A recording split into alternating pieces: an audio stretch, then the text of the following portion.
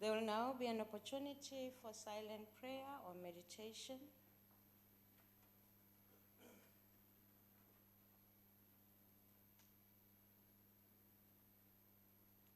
Thank you. You may be seated.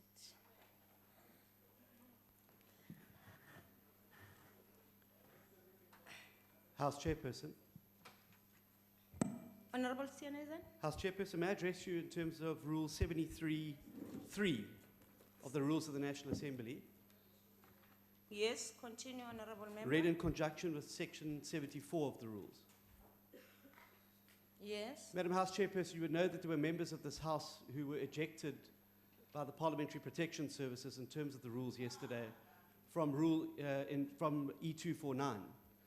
This rule says that if a member is ejected by the use of the Parliamentary Protection Services, that there's an automatic suspension period for 5 days, and they're to absent themselves from the precinct in terms of Rule 74 for those 5 days. I would request some guidance and direction from you, House Chairperson, as you were the presiding officer in E249 yesterday, on the applicability of the rules in this matter. Thank you.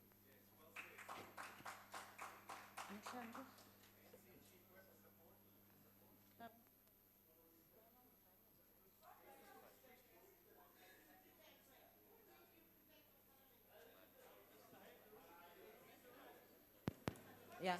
Honorable Member Steenhuisen, you remember that we work even according to the experiences that we have in this House. We had this incident in the previous term, and it went to court. And the court said that, yes, you were right to evict them, but for suspension, the Parliament was found on the other side. So this rule still has to be worked on because the court did not approve of it. So for now, can we allow that and continue? House Chairperson, may I request this matter is forwarded to the Rules Committee as a matter of urgency? Yes. Because there have to be consequences when people behave in an unparliamentary manner. And it can't just be business as usual where people disrupt in the way it was done yesterday and then just simply come back to work the next day as if nothing has happened. Yeah. There have to be consequences. The Constitution is clear that we can make our own rules in terms of guarding our internal arrangements. Yes. So I would please ask that, as a House Chair, that you refer this matter to the Rules Committee Yes. as a matter of urgency, because it can't be business as usual. Thank you. Okay. Thank you very much. That will be done. In actual fact, it should have been started because the court guided us on that rule in the previous term. Okay, having said that, honorable members, I just want to welcome the members in the gallery. We really appreciate your presence here, and we hope that you will be in a way that the rules of this House allows, that is, no participation from you in any form. You will get what I mean when you do the wrong thing. Thank you very much.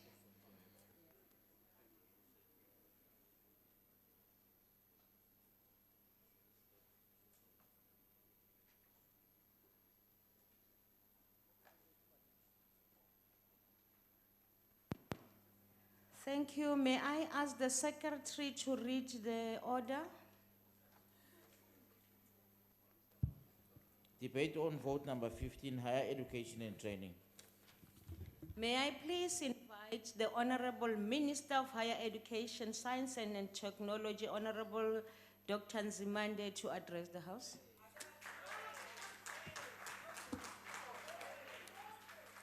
Honorable House Chair, honorable members of Parliament, my cabinet colleagues present here, our Deputy Minister, Honorable Putima Namela, members of the Portfolio Committee, led by Honorable Phili Mapulane, the DG of the Department of Higher Education and Training, Mr. Konde, and the officials, chairpersons, CEOs, vice chancellors, principals of all our entities and institutions, and heads of all our other post-school organizations that are here, student leaders, invited guests, ladies and gentlemen, and comrades. This marks our first budget for the Department of Higher Education and Training as we commence with the 6th administration. This year, we are celebrating 25 years of freedom and democracy in our country. Yesterday marked 56 years since the notorious Rivonia arrests. Those who were arrested at Rivonia, together with their other comrades who were tried in the Rivonia trial, were the embodiment of the fighting spirit of our people to free themselves from bondage. It is upon this determination that we seek to empower our people through an integrated post-school system of knowledge production, innovation, and skills development. Chairperson and honorable members, I dedicate this budget vote speech of mine today to the late Smith Nkwanyana, who passed away at the age of 31, who was a founding member of the UNISA SRC, which was established in 1996. And this young lion was also a driving force in the SACP, a tribute to him because he represents the contribution of communists in the liberation and the transformation of our country. Indeed, equitable access to education, as our first founding president, Nelson Mandela, would have said, is an important part of restoration of social justice beyond just legislative redress, especially in the context of our history. In this gallery today, we are joined by learners from Georgetown High School, which is where I matriculated in 1975, and also from Tetomusha High School, which was my primary school, and the Crystal Springs Primary School in Hawick. They are Noxolo Ngobo, Kabelo Rigana, and Bongiwe Dladla. Phakamsani izandla ngani zami. You are most welcome. These children, you can sit down, are top achievers from their respective schools, and they hail from far less than privileged schools in the province of KwaZulu-Natal, but did not allow their circumstances to hold them back. As a department, we have embraced the new dawn and the Tumamina concept as espoused by our president. We also welcome the president's decision to combine the Department of Higher Education and Training together with science and technology. And I wish to assure the TVET college sector that much as the name of my ministry does not have training, but training will continue to feature as the fundamental priority in the work of this government. And we are not going to be abandoning the TVET colleges, as we will say we want to strengthen them even more. This strategic realignment will further open huge opportunities in the production of both knowledge and skills and significantly contribute to innovation in our country. The integration of the Department of Science and Technology and Higher Education and Training under a single ministry is not simply to ensure greater administrative efficiency or bureaucratic streamlining, but to drive the post-school knowledge and skills development imperative more decisively, more effectively, and with greater transformational impact in society. Honorable Chair and honorable members, following the adoption on the white paper for post-school education and training in 2016, we have now completed, I'm pleased to announce, the National Plan for Post-School Education and Training, which will soon be released to give practical planning effect to the policy goals and objectives of the post-school system. This plan is a consolidated roadmap for a more integrated, transformed, articulated, and effective post-school system. I also welcome President Ramaphosa's focus on a national development strategy, spatial development strategy based on systematic and planning around the 44 district municipalities of our country and the 8 metros. We aim to ensure that within the next 10 years, there is no district municipality in our country that will not have access to a post-school education and training institution. This, in my view, would be a major development in the struggle to overcome the spatial legacies of underdevelopment inherited from our apartheid and colonial system. We have also approved this white paper in order to build an expanded, effective, and integrated post-school system.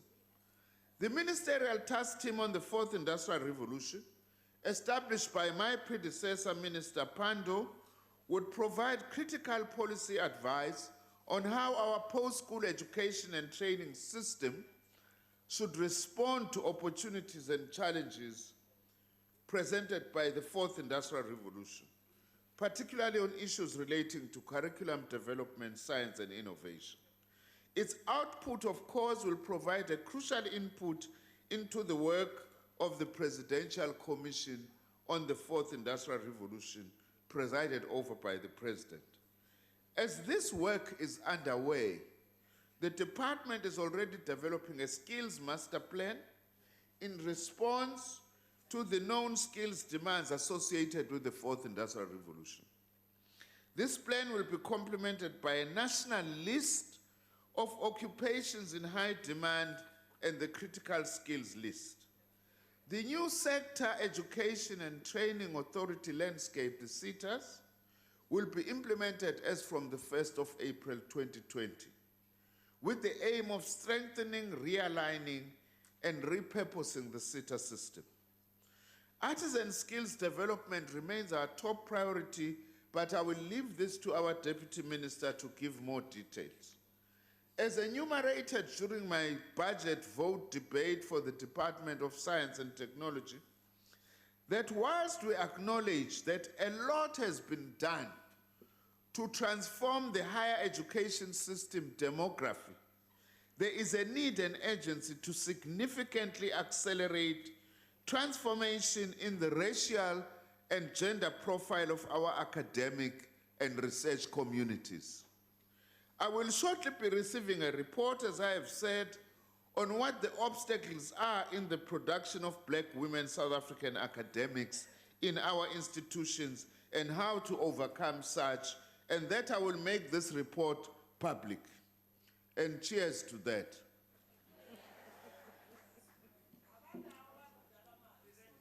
The department has also developed a draft policy framework dealing with gender-based violence for the PSET system. In 2017, through the Higher Education and HIV and AIDS program, Mam Kaula musungenza umuntu oncishanayo ngwakadambuza siyaphana thina ngakithi. Asifane mhlambe nabantu bangakini ngeke ngisho ukuthi kuphi ngoba kusekhweni lami futhi ngakini. This policy is taken through the department's processes and will be finalized during the course of the 2019-2020 financial year.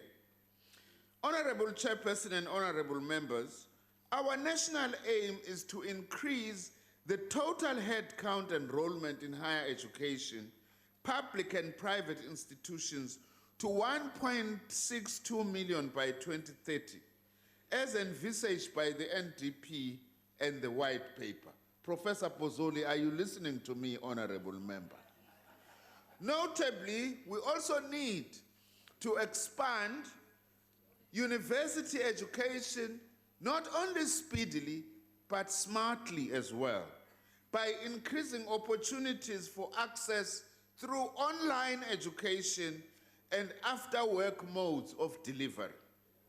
Notably, the number of research masters and doctoral graduates increased at a higher rate than the overall number of graduates, which is critical because our country depends on these postgraduates for its future academics, researchers, and other leaders within knowledge-intensive professionals.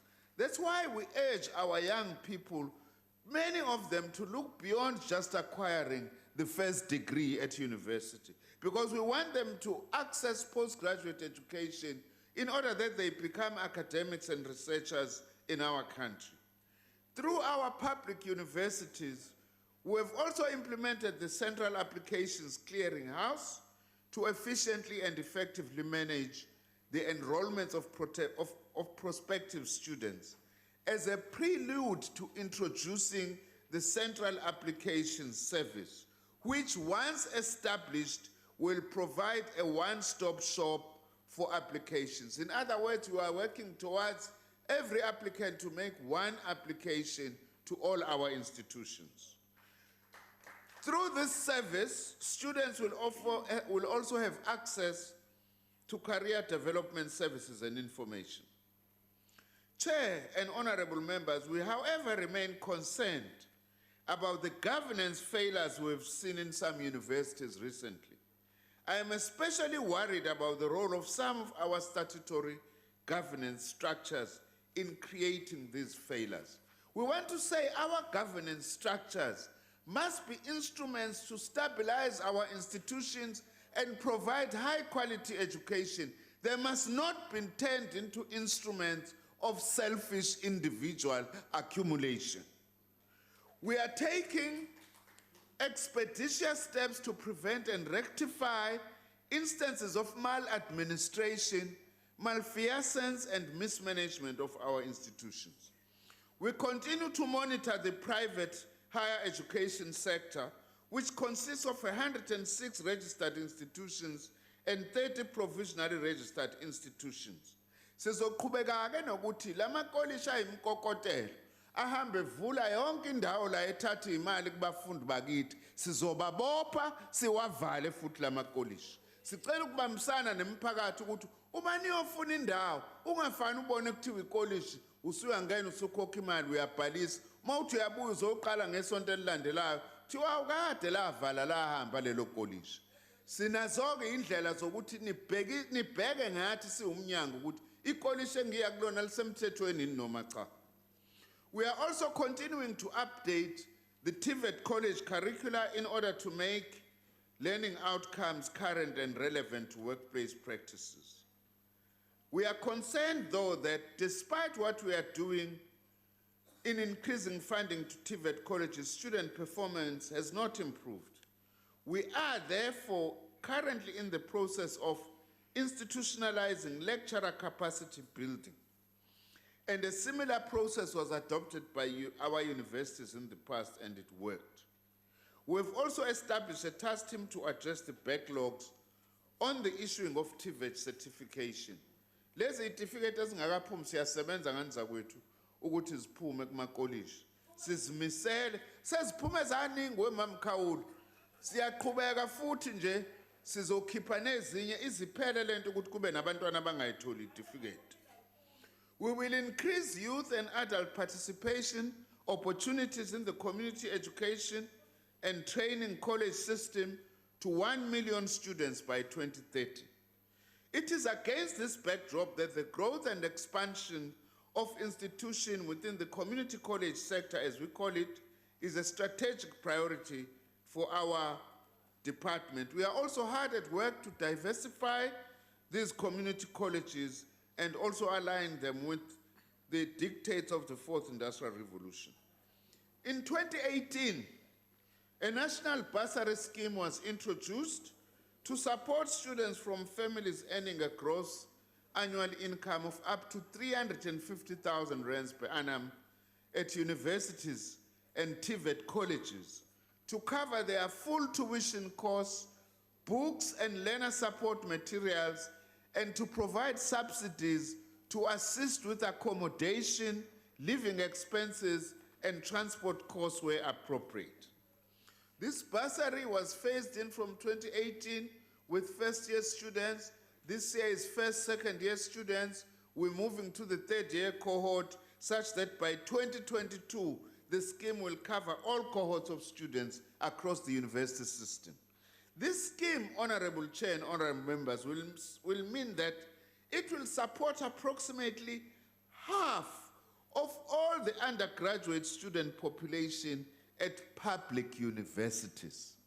Uhafu wabantwana bazobe befunda emanyuvesi by 2022 bazobe belekelelwa imfundaze kahulumeni. The bursary is being implemented through the National Student Financial Aid Scheme, and we are making substantial investment in poor and working class students over the 2019 MTF period, which means the next 3 years, which amounts to 82 billion rands for university students and 20.4 billion rands for TVET college students. Cheers. Honorable Chair and honorable members, we have identified some deficiencies in the NSFAS system. That's why we've placed it under administration, as was done by my predecessor, rightly so. And since the appointment of the administrator, there have been some improvements. And we are working to ensure stability of NSFAS in the short term, whilst I intend to appoint a ministerial task team to look much more deeply into the systems, since now the scheme has expanded significantly and has shifted from a loan scheme to a bursary scheme. We will also be ensuring that the transition between the administrator and appointment of new management is smooth. We are also committed to investing more into infrastructure. Over the period 2018-19 to 2020-21, we have strengthened our investment in infrastructure projects across our 26 universities by investing a total of 11.65 billion rands. While all universities benefit from this investment, there is a focus on historically disadvantaged institutions that had been under-resourced in the past. The TVET college sector has made strides with 9 new campus sites under construction and scheduled for completion in 2020. They include campuses in Sterkspruit, Aliwal North, Graafrenet, Gungushe, Mzimkhulu, Greytown, Msinga, KwaNongoma, and KwaGqikazi. Contracts will be awarded for the further 4 new campus sites in 2019-2020 financial year, and these sites will include Balfour, Giyani, Kandla B, and Vryheid. Uma ilungu elihloniphekile uMama Khawule iphatha kahle, nawe ngizokunika ikolishi. Construction will commence with a new campus site for Mitchell's Plain here in Cape Town in 2020. In addition, a college infrastructure grant for maintenance with over R1 billion per year over the next 2 to 3 years is being rolled out based on the National Immovable Maintenance Management Standard in all our 50 TVET colleges. An infrastructure priority for our 6th administration is decent, affordable student housing for universities and TVET colleges. We want that accommodation to not only be livable, but also to be learning spaces. The student housing infrastructure program has been developed to accelerate the provision of 300,000 beds over the next 10 years. The first 3 universities under this program are at various stages in the development of 5,836 beds with a further 6 projects of 13,977 beds undergoing assessment. This has been made possible through a partnership between Department of Higher Education, Science and Technology, the Infrastructure Investment Program of South Africa, the Development Bank of South Africa, and National Treasury. Ngicela ke mphathi sihlalo kanye namalungu ahloniphekile ukuphetha ngokuthi ngibonge umongameli wethu ubaba uCyril Ramaphosa, ozakwethu enginabo esigungwini secabinet, uDeputy Minister wethu uManamela, uDG uQonde, unkosikazi wakwami, nezingane zami kanye, and all those from this sector who have warmly welcomed me back. I am here at your service. Thank you very much. Siyabonga. Sithokoze mhlonishwa.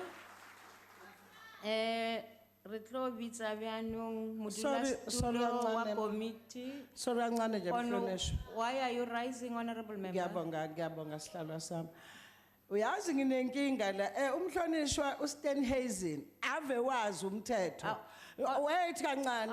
Kuyimanje ngicela ubuke la khona ukhamba la. Ongazi noma khona uGavin phakathi noma khonani la. Honorable member, as a belief. Angithi ngithangena ijuzi la. Honorable member, please sit down. Please sit down. Please sit. Ngabe uyisho kahle ukuthi abantu abavumelekile, but this is energy. He put a thing in this. Honestly, Mam Kaula, as a belief. No, ningabodlala abantu hloniphana abantu abalapha ku gallery as a belief. I know. Hlala phansi mama siyachubeka. Akbara lead Faba. What is the problem now? Can you switch the mic on? I can't hear you. You're listening, okay. Sorry, Chair, used to the NCOP mics. Chairperson, please, the member, if she doesn't have a point of order, No. please bring her to terms. No, Thank it's you. fine, it's fine, it's fine. Let's allow the debate to flow. Let's allow the debate to flow. Modula Stulo, wa committee, Rema Pulana, Tia Podiamura.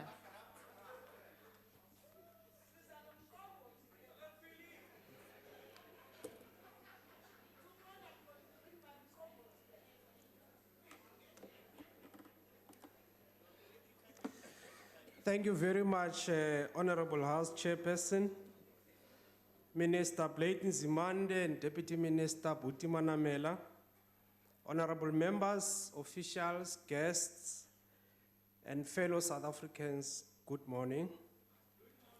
Yesterday, the 11th of July, 2019, marked the 56th anniversary of the arrest in Lily's farm of the MK High Command, Comrades Walter Sisulu, Govan Mbeki, and Rumlangeni, Raymond Klava, Ahmed Kathrada, Elias Mutswaledi, and Dennis Goldberg were arrested by the apartheid police and were tried together with Nelson Mandela in what came to be known as the Rivonia trial.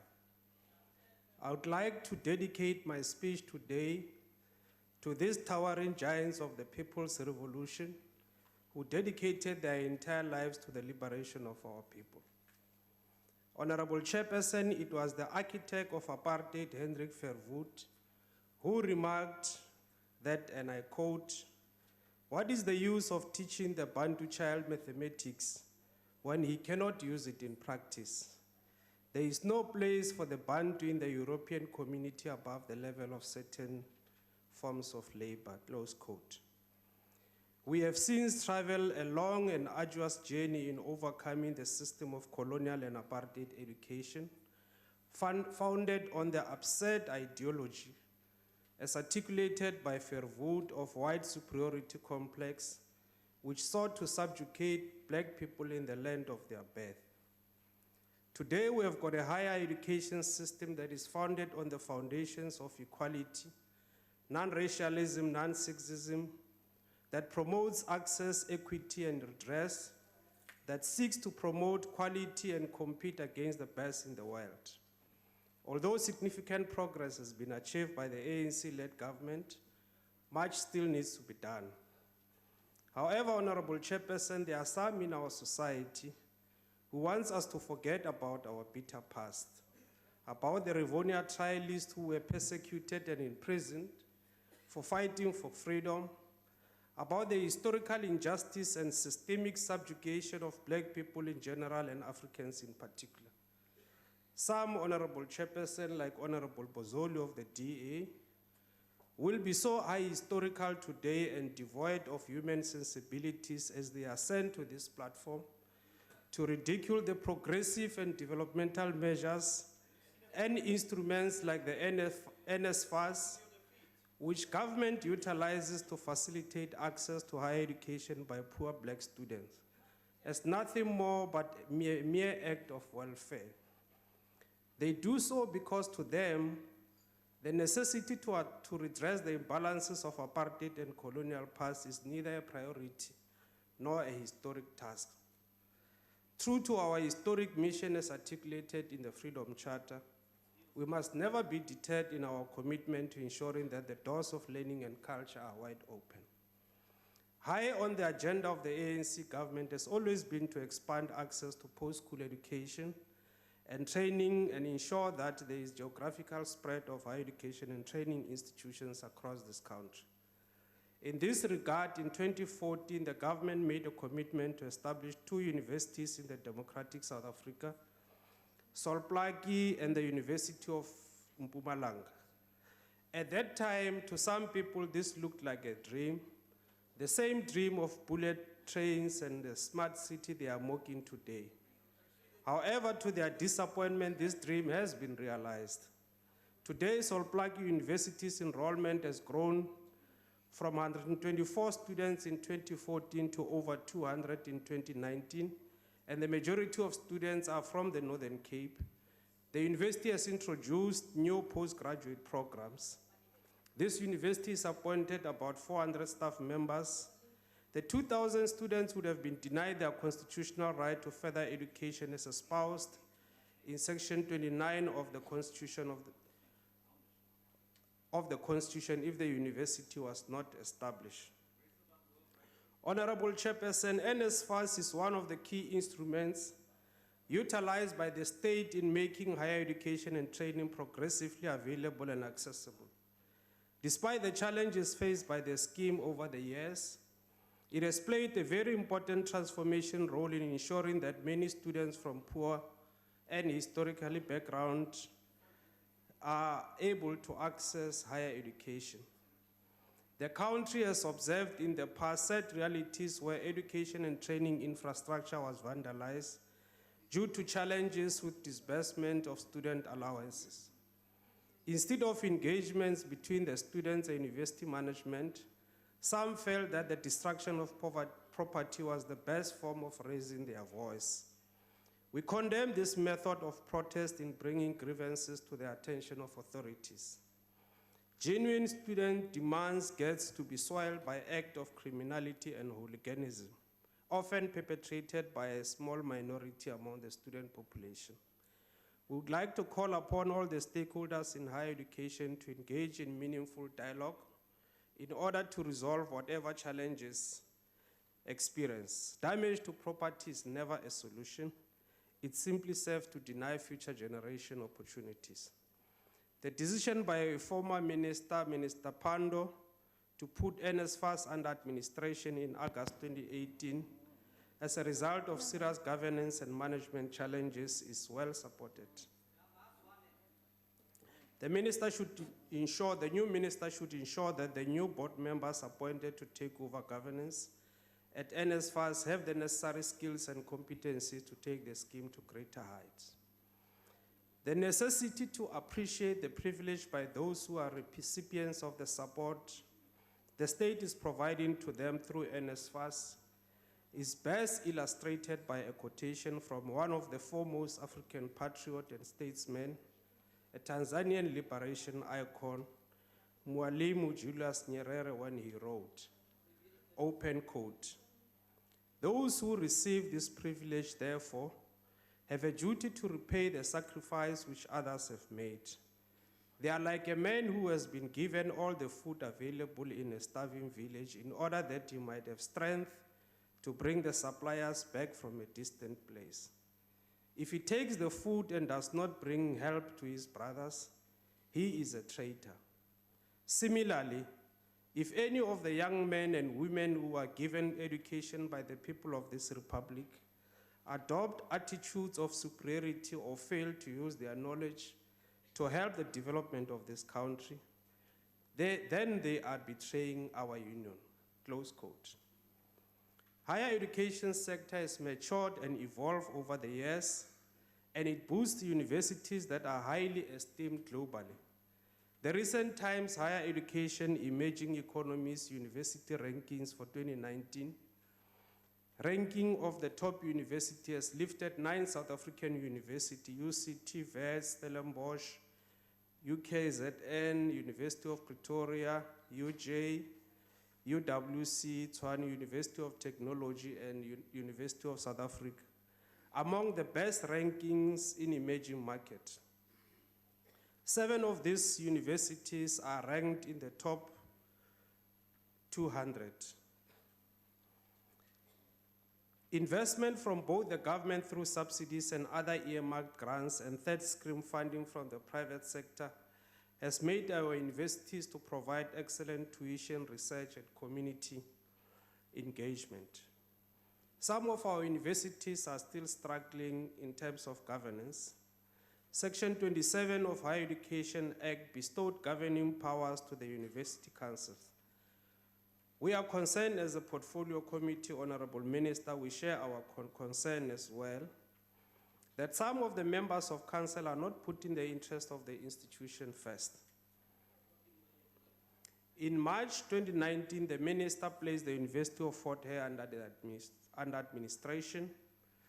The administrator was tasked to take over the role, powers, and functions of the University Council for a period of 12 months and conduct some investigation. This year also in May, an independent assessor was appointed to the Value University of Technology to conduct some investigation and to advise the minister. These are worrying trends of collapse of governance, Honorable Minister. We applaud the intervention by the government, and we hope that anyone who's found to have done wrong will be held to be accountable. There must be severe consequences for those who want to rob the future of our children. Restoring the stature of our universities as centers of learning and knowledge production and excellence must preoccupy the leadership of our government. Honorable Minister, we are worried about the emerging trend where failures of governance system in universities seem to be predominantly taking place in historically disadvantaged institutions. We urge you to look at this phenomenon and to introduce proactive actions. In conclusion, Honorable Chairperson, eradicating decades of old apartheid and colonial system of education is like what our icon, Tata Nelson Mandela, refers to when he says, open quote, after climbing a great hill, one only finds there are many more hills to climb, close quote. Thank you very much, and the ANC supports the budget vote. Thank you, Honorable Mapulane. The next speaker is Professor Bozzoli from the GA. Thank you, Chair. If you're seeking an education after you finish school or as an adult, you should expect to enter education institutions that are well managed, well equipped, and pleasant, to experience a high quality, reliable, well managed program, to listen to and learn from the best possible people who are highly qualified in their area, to exit proudly with a qualification that employers will take seriously, that is fully up to date and has widespread recognition. Instead, we have a department which has become swamped by the tsunami of student funding demands and is now virtually synonymous with NSFAS. This does not mean that student funding isn't important. Of course it is, but it has now become an all-consuming concern, meaning that the department spends a vast amount of its time worrying about food allowances, travel vouchers, book money, and accommodation, instead of learning, teaching, and research. These are all important issues, of course, but not to the exclusion of other matters. It has no clear plan yet for growing new programs and skills. Is planning for very small increases in student numbers for the next 3 years, and is caught in an insoluble bind. In spite of the billions put on the table, there is still insufficient funding for students who cannot afford fees or living expenses. There is a massive missing middle. At the same time, the department knows perfectly well that the levels of student funding at present are unsustainable in the long term, but can't do anything about it. It has hobbled its oversight of university teaching and operates on an outdated, disconnected syllabus in TVETs. It fails entirely to oversee rigorously an 18 billion rand budget, that of SETAs and the NSF, to ensure that skills are taught well and properly.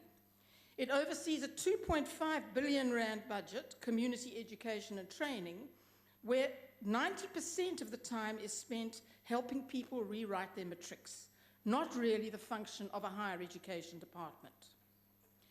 This department manages a budget of 108 billion and has 110 entities reporting to it.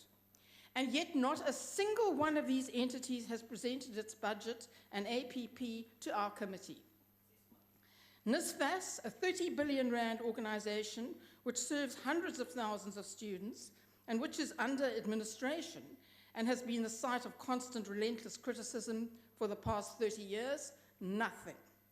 Any of the 21 seaters, which together receive 15 billion per annum, many of which have had to be put under administration over the years, which are widely regarded as unsuccessful and often have critical Auditor General reports, nothing.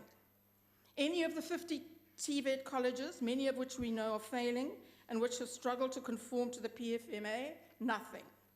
The 3 billion rand National Skills Fund, which appears to have become a piggy bank for random use, nothing.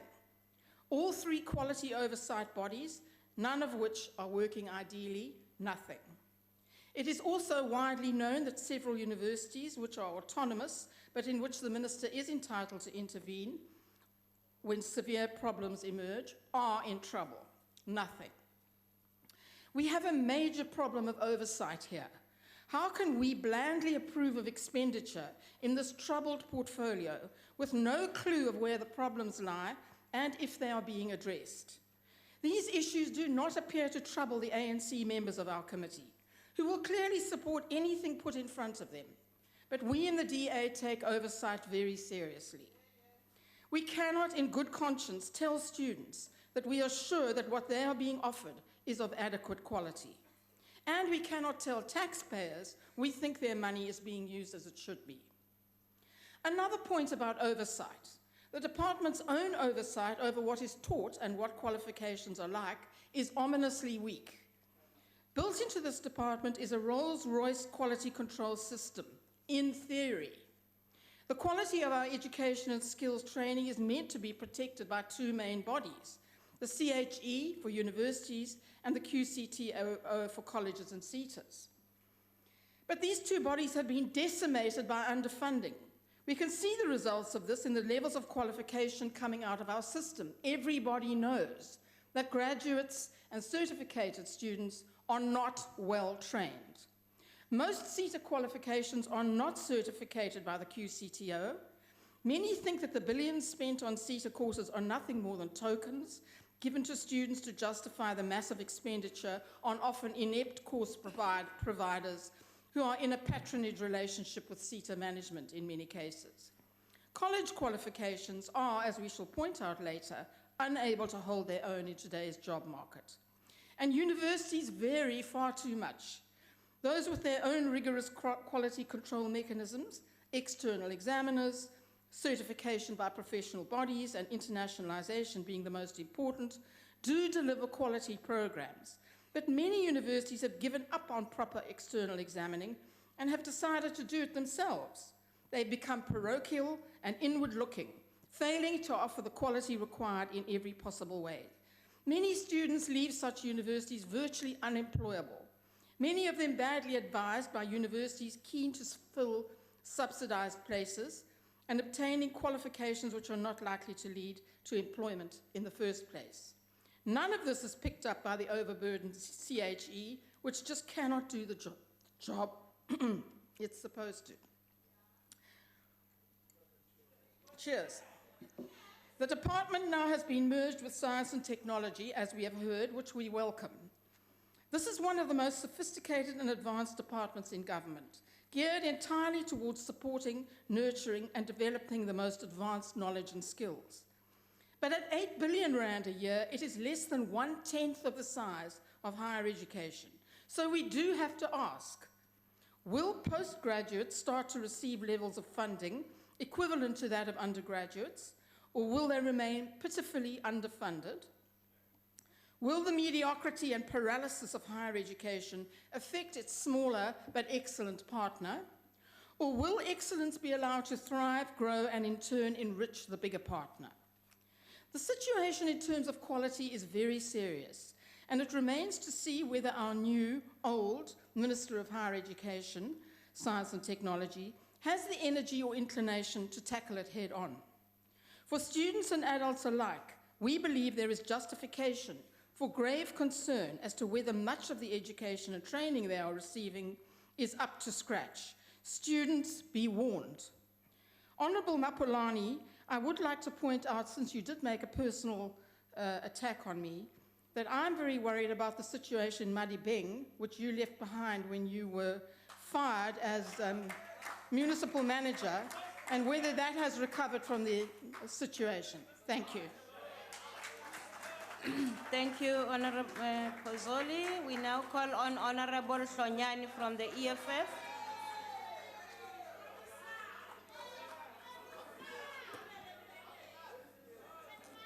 Thank you, Chair. This weekend, the Economic Freedom Fighters Student Command will be hosting its third National Student Assembly in Bloemfontein, where a new leadership of the EFF student wing will be elected.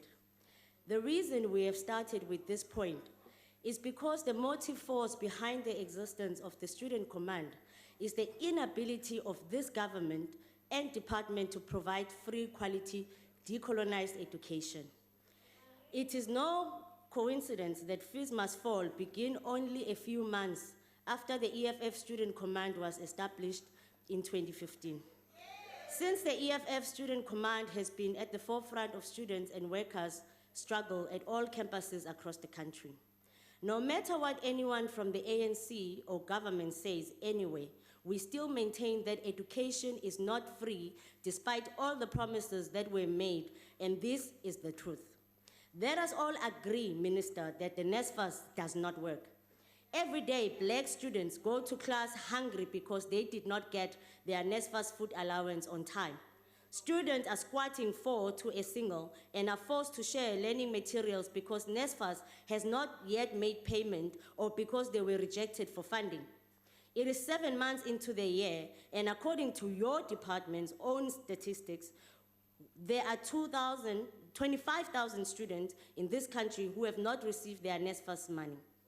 But this department's failure in relation to NSFAS is a reflection of the broader failure to provide students the basic needs for them to maximize their academic potential and become productive members of the society.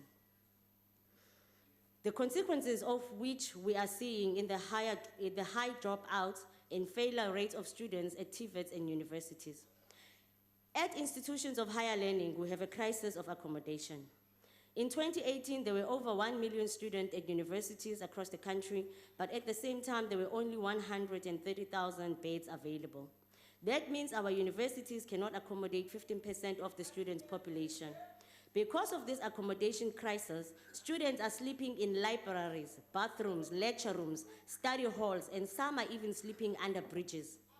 Female students are being raped and are living under constant fear. We are proposing that instead of building a new university, Minister, we must expand the existing one through building satellite campuses. We must take these satellite campuses to other parts of the country to reduce overcrowding in places like Joburg, Durban, Cape Town. And these satellite campuses must be linked with some industrial and productive activities in the area.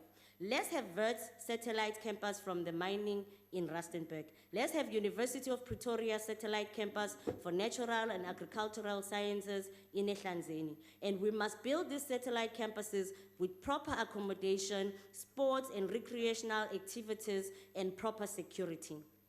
In the CBD, where still have accommodation problem, municipalities must take over abandoned buildings, renovate them properly, and turn them into decent, proper accommodation. Minister, when the issue of free education was discussed in Parliament, as the EFF, we made concrete proposals even before the Commission on Higher Education finished its report, and we believed it is still relevant. Let's have 2.5% education levy on pension funds.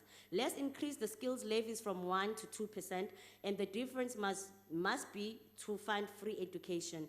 Let's increase government allocation for higher education to 1.5% of the GDP, and as other countries do across the world. Let's have business income levy of 4.9%. This could bring in more than 150 billion, which we don't have today. Even students must receive 2 meals a day at the institutions of higher learning. We need to establish free 24/7 clinics, and employ counselors at all institutions of higher learning. We need to give every student a laptop and a free learning materials. And if a black student is pursuing doctoral studies, we must give them a conditional once-off grant of 1 million. However, we are still not sure why you are back as the Minister of Higher Education. We do not see what the President sees in you, which makes you appropriate for this position. You said you hate student. You said student must fall. You jailed Kaya. You made sure that Bonginkosi Kanyile was arrested and never received bail. A student died under your watch. We are going to continue to demand presidential pardon for Kaya, Takeshe, and all other students who have which you have criminalized and excluded from the higher educational system because of their involvement in the Fees Must Fall movement. Before we reject this vote, Minister, we want to wish the Student Command a successful National Student Assembly. The EFF reject this budget, and we reject you as a Minister of Higher Education. Thank you, Honourable Member. Honourable Mhlonishwa Ngobo. Oh, you are there. It's catching a circle from the IFP.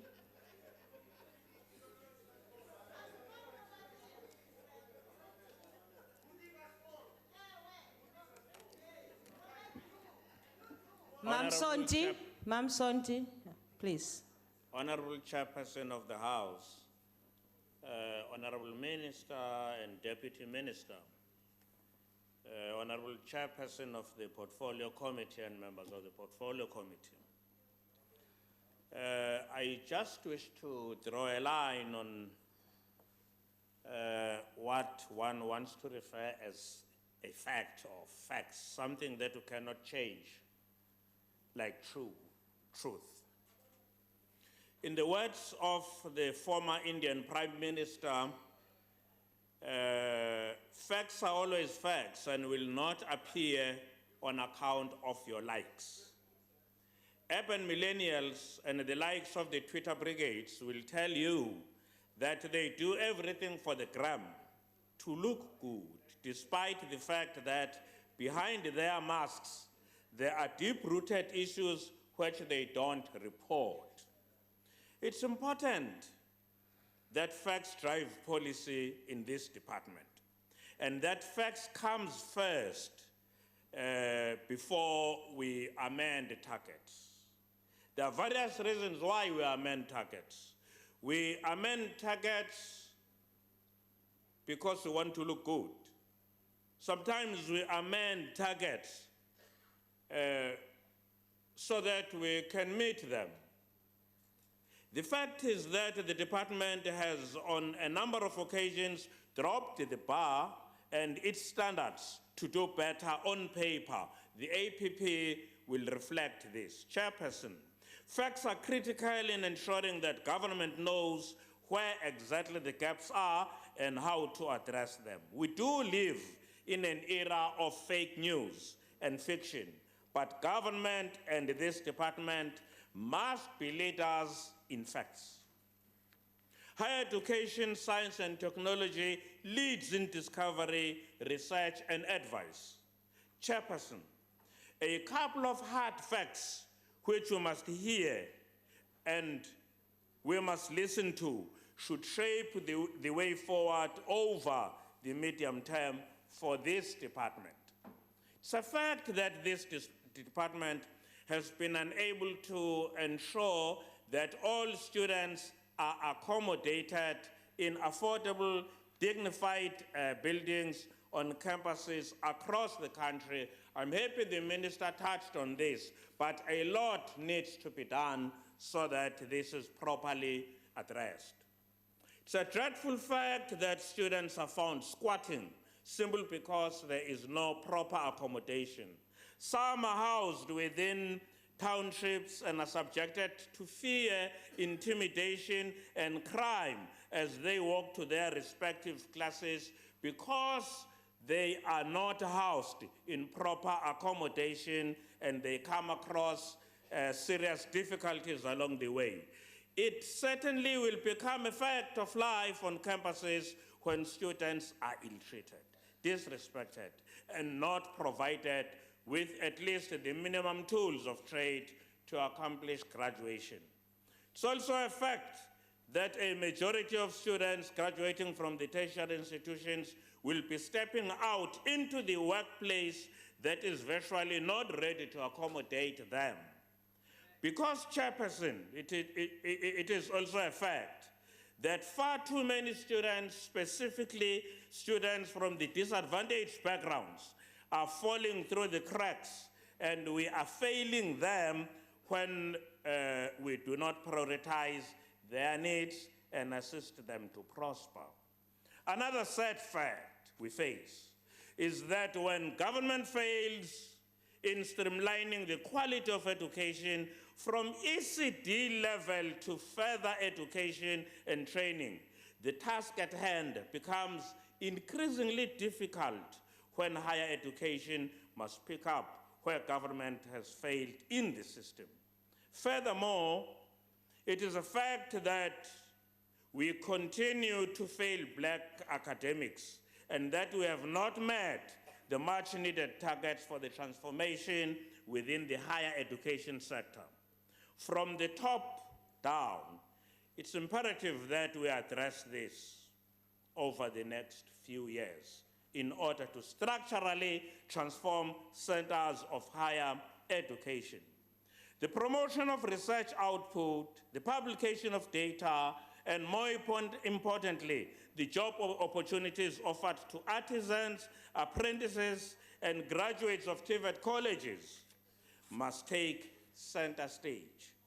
We need to ensure that we place all our learners who are in training, who are studying, and who are essentially our future at the forefront of what we do. We must speak more of the knowledge of economy in order to grow.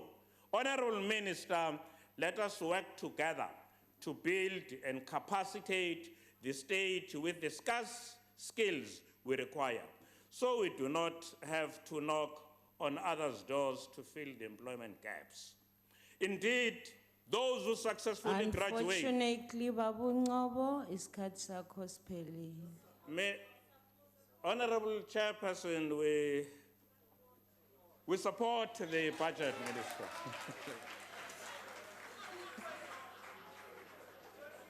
Motlhomphegi Boshoff, nako ke ya gago ntate.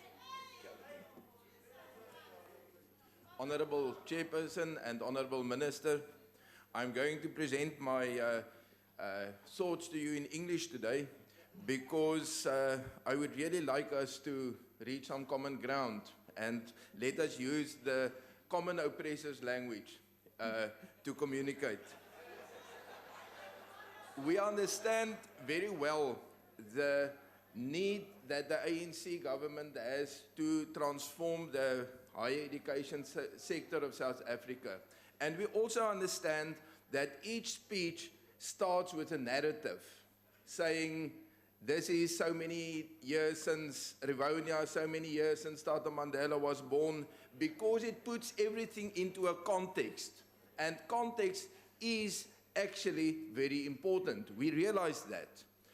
We as Afrikaners also have a decolonizing history.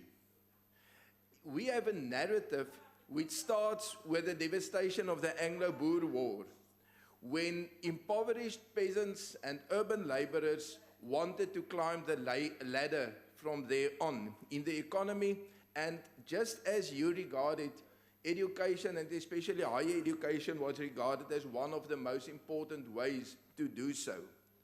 If I share our narrative, it's not as a competitive narrative or to make the narrative that you offer us ongeldig, I'm looking for the word, to delegitimize your narrative. It's an addition to say we have some experience too. Now, when Afrikaners were offered by the conquering British Empire the opportunity to become part of this big empire and to share in the benefits of established English institutions, Many of our ancestors declined that. We said that we would rather establish our own institutions, and indeed, we made very good use of state money to do so.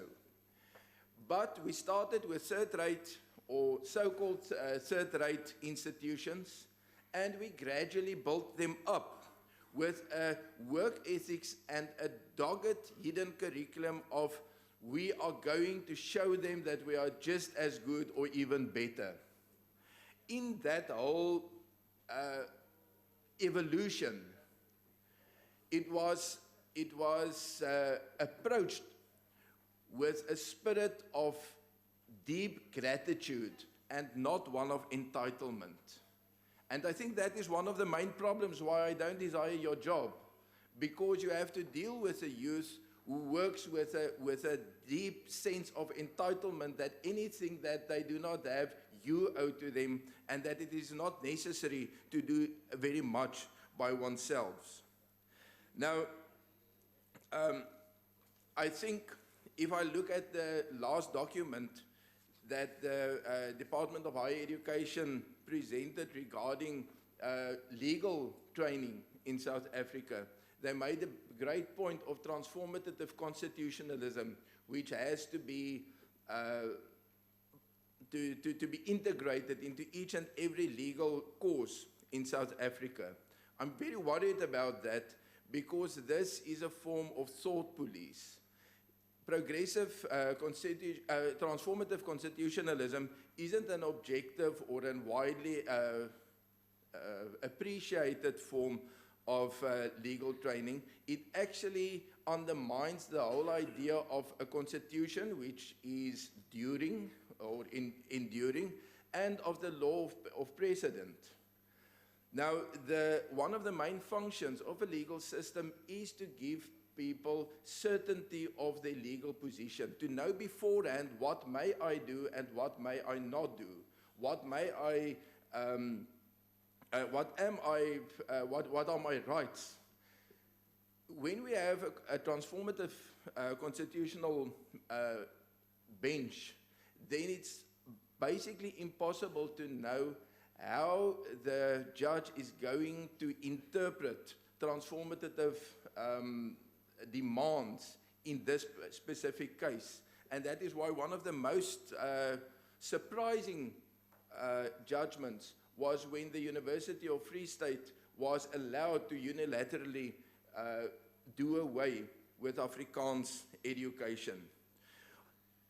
Are you surprised this background that the new generation of Afrikaners Ongelukkig, rather do their own achtbare thing lid Boshoff, u se tyd is om. Thank you. The Deputy Minister of Higher Education, Science and Technology, Honorable Malamela. Thank you, House Chairperson,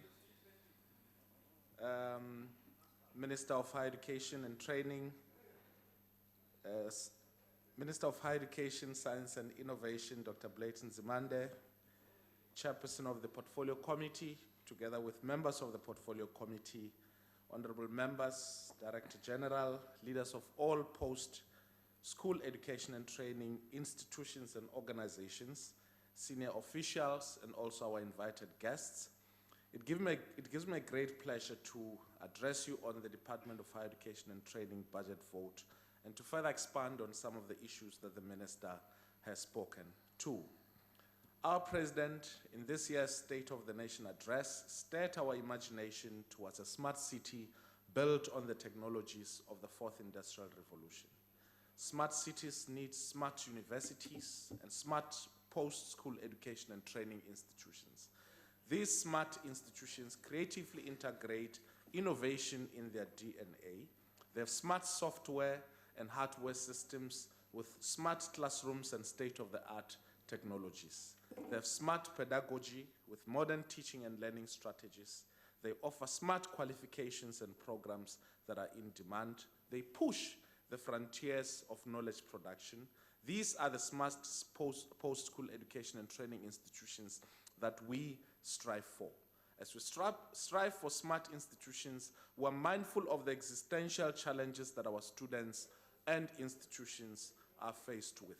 We've made great strides in improving access to post-school education and training.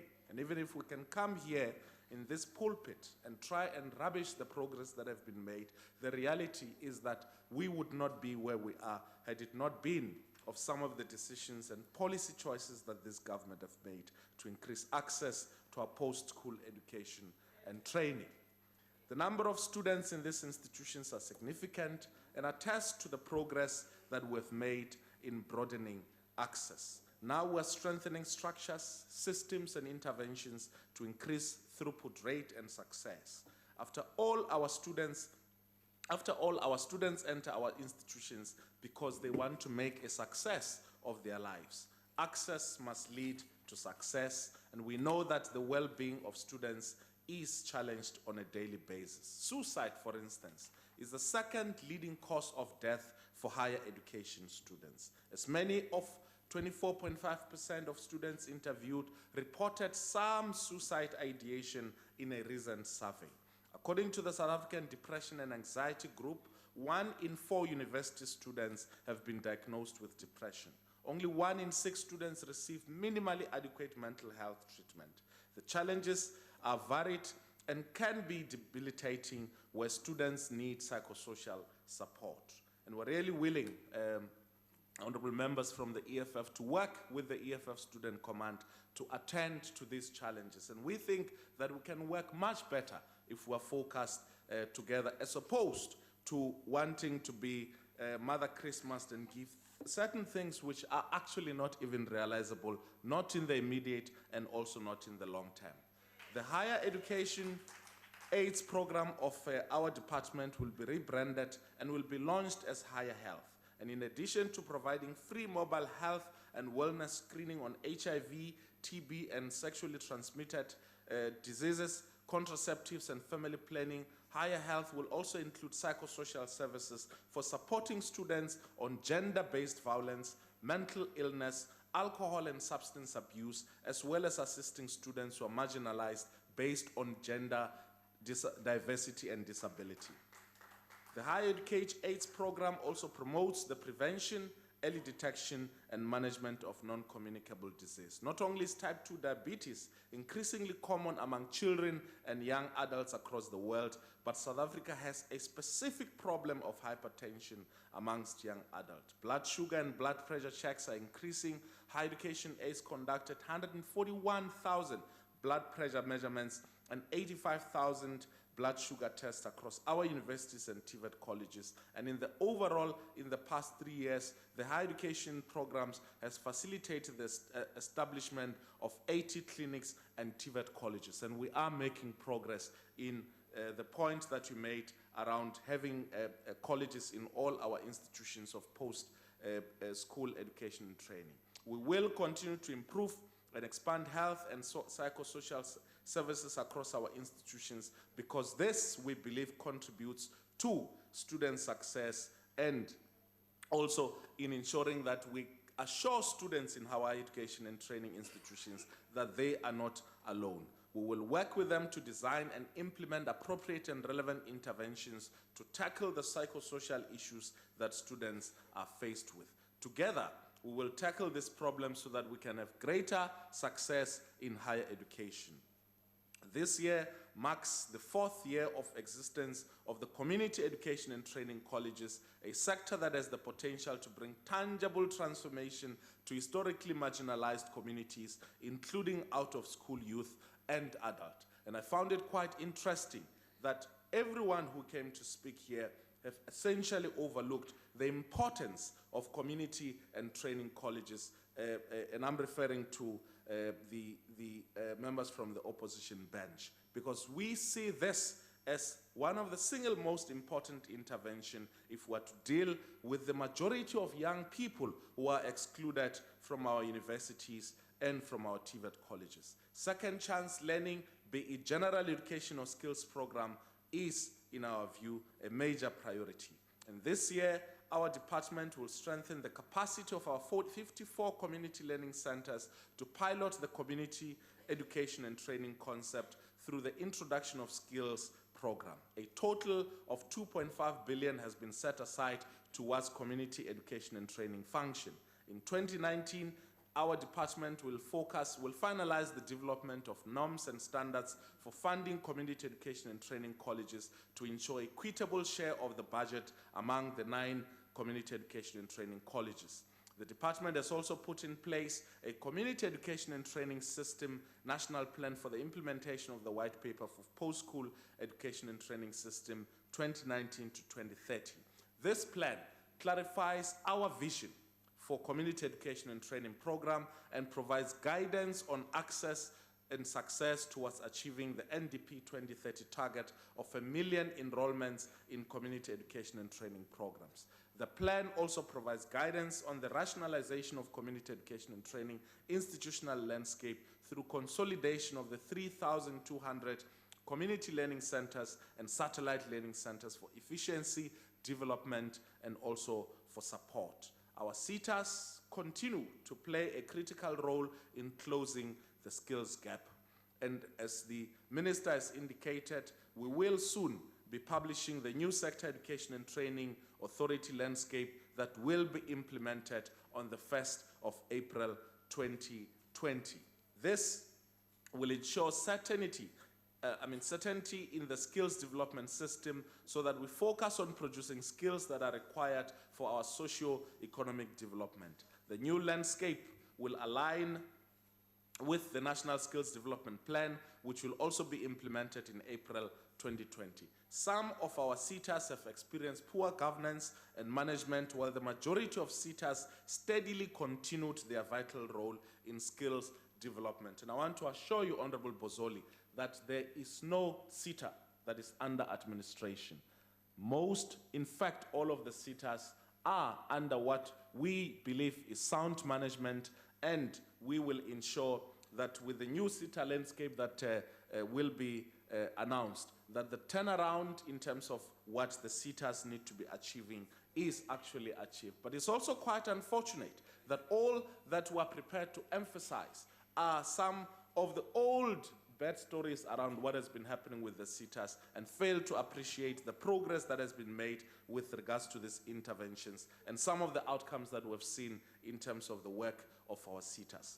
They, in our view, must provide hope to a large majority of South Africans who are yearning for skills development. CETAs will also be directed to supporting more occupational programs and to further work closely with TVET and community colleges so that linkages can be strengthened across post-school education and training institutions. Career guidance and career development are also important areas of work for our department, and far too many young people do not receive adequate career information that will steer them in making appropriate career choices.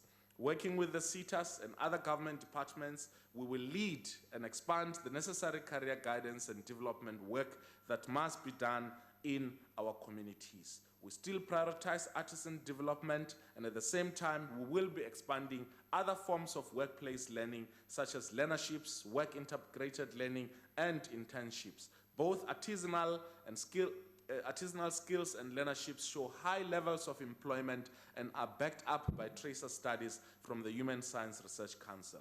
The department has just completed a tracer study for artisans who passed their trade test in the 2017-18 financial year, where the employment rate stands at 74% and 3% are self-employed, implying that 77% of these artisans have entered the labor market. The Centers of Specialization program, which was launched last year, will be prioritized as well at our public TVET colleges, which will train youth in artisan skills. The program will assist 26 TVET college sites to improve their capacity to develop successful artisans with industry partners in 13 priority trades related to infrastructure project.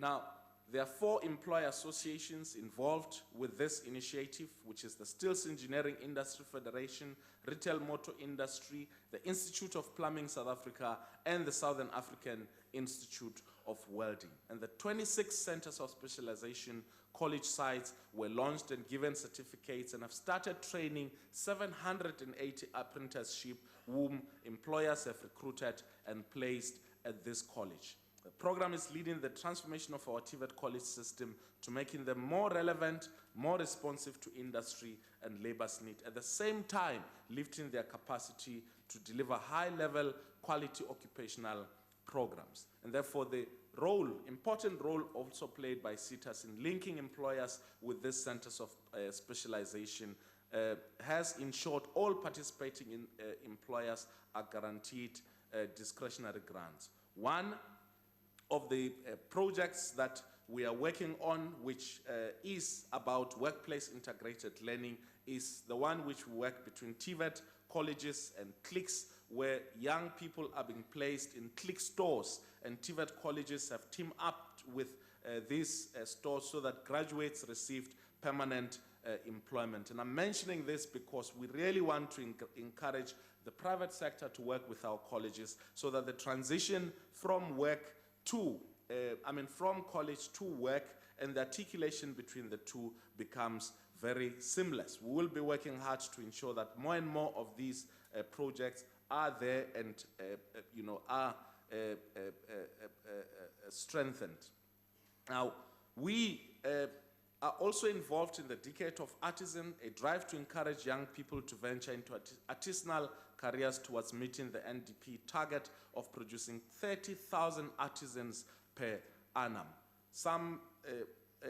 Earlier this year, we hosted the 3rd World Skills National Competition in Durban in February, with 171 competitors across 19 skills competition areas, including electrical installation, graphic design technology, computer numerical control, and turning were held, and 24 winners will be representing South Africa at the World Skills International Competition that will take place in Kazan, Russia next month. And amongst the winners are young women who will be flying the South African flag, and I would like to acknowledge some of them who are in the gallery. Who won the section on hairdressing is Miss Nicole Thibas from the College of Cape Town. Is she, where is she? Yes, there is she. And the graphic design, which was Ms. Hannah Sela Smith from DUT. Restaurant services, Ms. Nsako Shizinga from Ekurhuleni West. Cooking, Ms. Melanie Jean Divet Lange from Ekurhuleni West. Electrical installations, Pilile Jessica Mgadi from Shukela Training Center in KZN.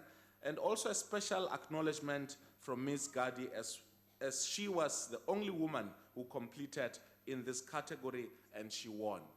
Now this is important, Honorable Boshoff, precisely because in as much as you would want us to believe that the interventions made by the apartheid regime were crucial, we should never forget that those interventions were for a specific race. Now, our government is making interventions for all South Africans, including yourself. And I found it quite interesting that you said we should communicate in the common language of the oppressor. I'm wondering which one is the uncommon language of the oppressor. Thank you very much. Thank you very much. Before I call Honorable Thring, there's something I talked about our guests regarding participation. You have just done it. Clapping of hands is not allowed from you. Can we, Honorable Sonti, can you please not do what you are doing? I can't speak and you speak. That is, you are out of order. Please respect the House. Honorable guests, unfortunately, the rules of this House bars you from, participating. Participation also means clapping. I know, you might get excited. I usually say, just smile. Thank you. Can we now call Honorable Thring from the ACDP?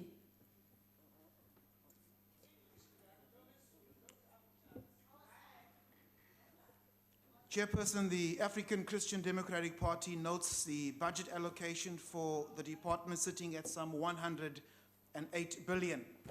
We welcome the allocation of 135.4 million for computer services, the second largest line item in goods and services, as we prepare our students for what is commonly known as the fourth industrial revolution. The department's 2019-20 budget has to sustain some 50 TVET colleges with 264 campuses across the country and 26 universities with at least one university in each of the 9 provinces. Within the education sector, 2018-19 basket allocation, basic education receives some 262.4 billion rand, higher education some 108.3 billion, a total of 370.3 billion, or more than 20% of our national budget. It must be mentioned that South Africa spends more per capita, or as a percentage of our GDP, on education than most of our counterparts, and yet produces some of the poorest results. The last Progress in International Reading Literacy study revealed that as many as 78% of our grade 4 learners in South Africa are not able to read in any language. The picture in maths and science is not encouraging either. When compared, for example, to our Kenyan counterparts, our grade 6 students were found to be more functionally illiterate and innumerate. Our students must be able to comprehend, for example, that when adding A plus B, you get AB because you cannot add unlike terms.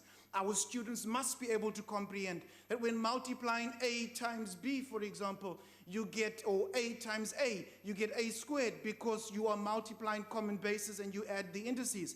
Our students must be able to comprehend that, for example, when you want to find the roots of a quadratic equation, that x equals minus b plus or minus the square root of b squared minus 4ac all over 2a. And I'm not speaking in Latin. Our students, it is important if we want to improve the quality of higher education. It is important because it speaks to the quality of our student who enters the corridors of higher education. It is important because we set our students up for failure if they are not adequately prepared at the foundation or basic education phase. It is important because we cannot engage in social sexual engineering programs in basic education by making history a compulsory subject and teaching our children how to engage in masturbation, oral sex, anal sex, and same-sex through comprehensive sexuality education, while simultaneously wanting to promote maths and science and coding. This is political and educational schizophrenia. It is important because if we wish to have higher learning education institutions of excellence, then we must address the paralyzing effect of unions in our schools. Honourable Member, before I acknowledge you, Honourable Sonti, can the Honourable Member sit down? I note you. Siyabulela che inhle kakhulu into ethethwa ngutata kodwa hey akuvakali uyalwa ngokungathi uyashumayela kho caweni la kaloku apha Honourable Sonti, that's not a point of order. Can you sit down? No. Honourable Sonti, it is not a point of order. Honourable Member, you may continue.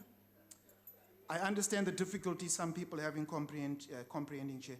It is important because if we wish to have higher learning institutions of excellence, we must address the paralyzing effect of unions in our schools.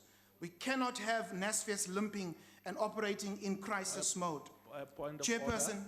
it must be Honourable mentioned. Member, can you take your seat? I note you, Honourable DM. Thank you. My point of order is based on relevant. I think this honourable member cannot comprehend that this is a higher education debate. He's crying in the wrong field. Honourable Member, that's a point of debate. It's not a point of order.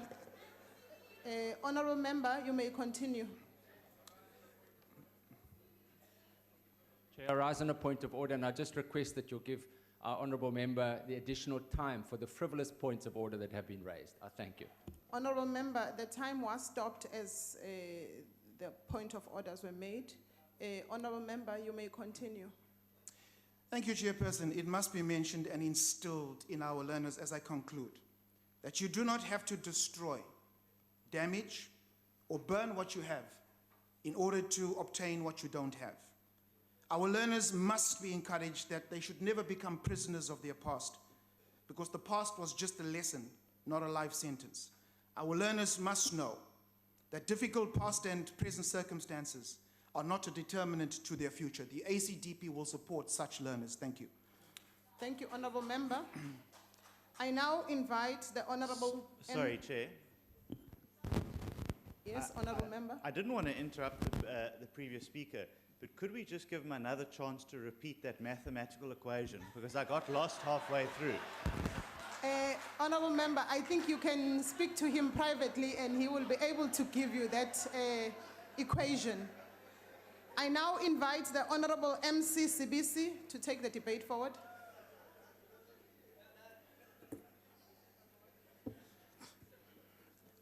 Honourable House Chairperson, Honourable Minister and Deputy Minister, Honourable members of the House, I greet you all. Honourable House Chairperson, the National Freedom Party will welcome and support the debate, higher education and training budget vote table here today. The need to produce quality and competitive young professionals must be one of the top priorities for government. The graduates we produce must be able to compete with other countries. Many students have been given the opportunity to study further after being awarded bursaries. The opportunity to walk through the doors of prestigious institutions for a young man or woman from a rural town in KwaZulu-Natal is indeed a dream come true. However, House Chair, high living standards within many of our top educational institutions places many of these students in unbearable conditions. Mental health programs must be provided for all students, focusing on students suffering from depression, anxiety, and those with ADHD. Student suicide have increased over the past 2 years, shedding a dark cloud over our educational institution. The report indicates that the department achieved 2,516 below their enrollment targets. However, with regards to graduate output in engineering sciences, the 2018-19 target of 12,590 was exceeded by 365. We thank that.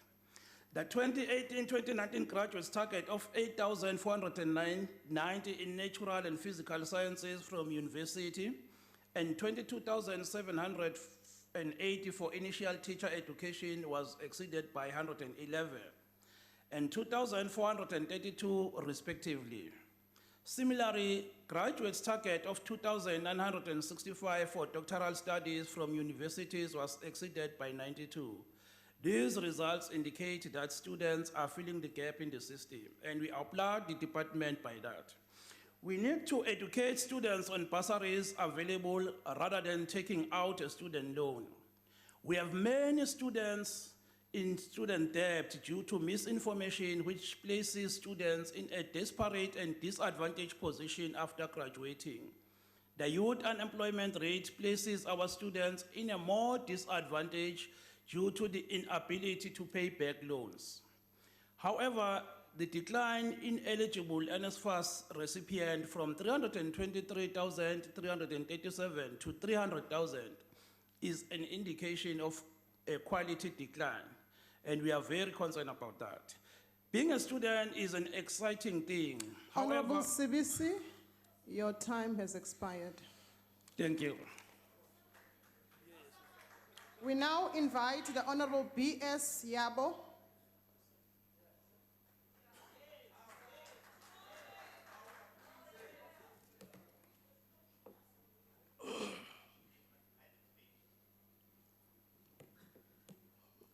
Honourable House Chairperson, Honourable Chairperson of the Portfolio Committee, Honourable members of the Portfolio Committee, Honourable Minister and Deputy Minister of the Department, members of the Executive present, senior officials and management present, guests in the public gallery, esteemed members of the Fourth Estate, ladies and gentlemen. Honourable Bozoli makes the mistake that the chairperson of the Portfolio Committee was disgraced by being fired. For your information, Honorable Mapulane was cleared and reinstated by the CCMA in 2011. This is on public record. Honorable Bozoli seems to want us to halt the delivery of services and programs within the ambit of our mandate in favor of perennial witch hunts that give no credence to the fact that we are responsible for human development and not a pedantic penchant for cost saving at the expense of our constituents. Honorable Sonyana says, Honorable Sonyana, the misguided pseudo-militant leftist anarchists who spare students to bend down infrastructure during protests can't be trusted to provide sound and erudite advice to the minister. How do you trust an organization which undermines the decorum of an august institution such as Parliament by physically ambushing and almost manhandling a minister of cabinet?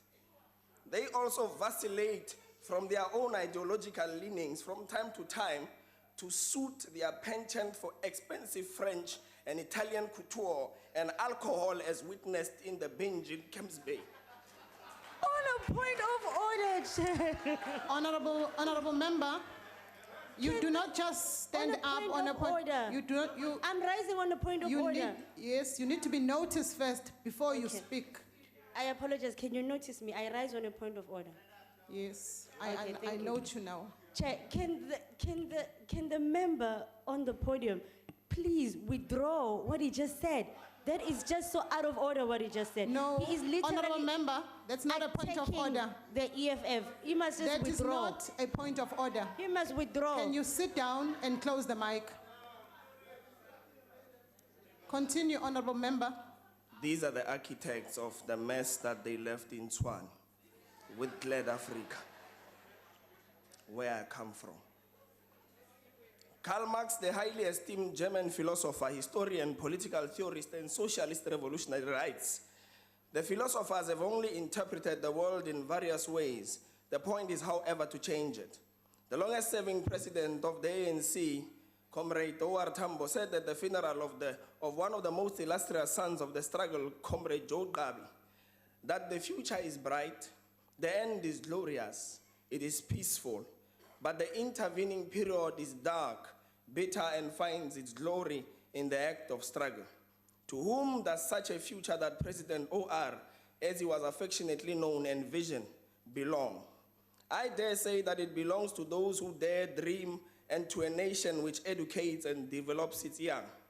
For a nation that does not invest adequately in the education of its young people will pay the dividends in the lack of development and growth and sheer stagnation in the future.